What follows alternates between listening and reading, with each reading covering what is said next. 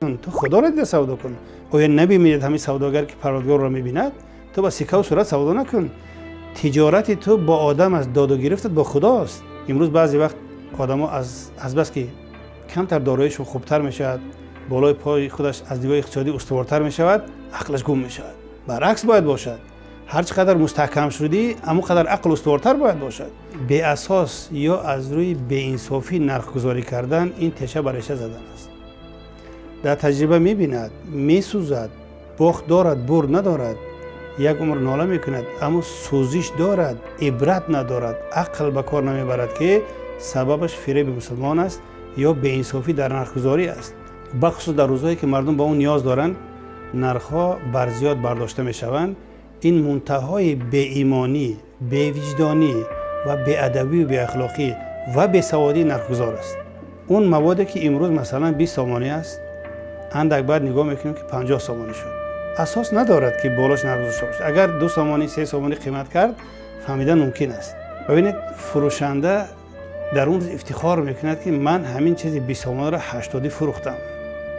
جولان میکند، خرسند میشد، پول دارد پچکه، اما این در 100 جای دیگه مصرف میشد، تمام عمر بیمار است.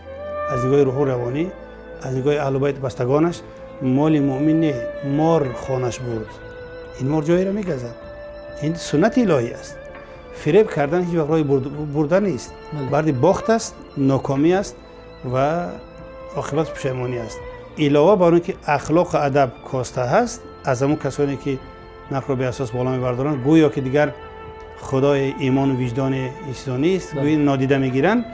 بالای همین بدزبان هم هستند. نسبت به مشتری بدزبانی، بی‌ادبی و بی اخلاقی هم میکنند. چون چی است؟ کارش که فساد است، مناسبتش هم فساد میکند و عقل هم فساد میکند. این سخنهای مار و کژدمد، مار و کژدم گردد و گیرد دمد. این هم میگوید عجب این قبض چیست؟ یعنی آدم بدزبان شد، قبض دارد. قبض روحی و روانی جانی در خاندان و ناکامی دارد. این هم میگوید این قبض چیست؟ قبض مظلومی است که از دستت گریست. این بسیار یک به شکل آشکار و واضح است که پیامد دارد. بدزبانی، بدرفتاری، مردم آزاری، به اساس نرخ بالا بردن، در راه صبر نکردن، قبض دارد. قبض از خودت، از همسرت، از فرزندت، ناکامی ها دارد. برای میگه قبض مظلومی است که از دستت گریست. از دعای کسی که ستم دیده است بترسید، در کدام شکل نباشد.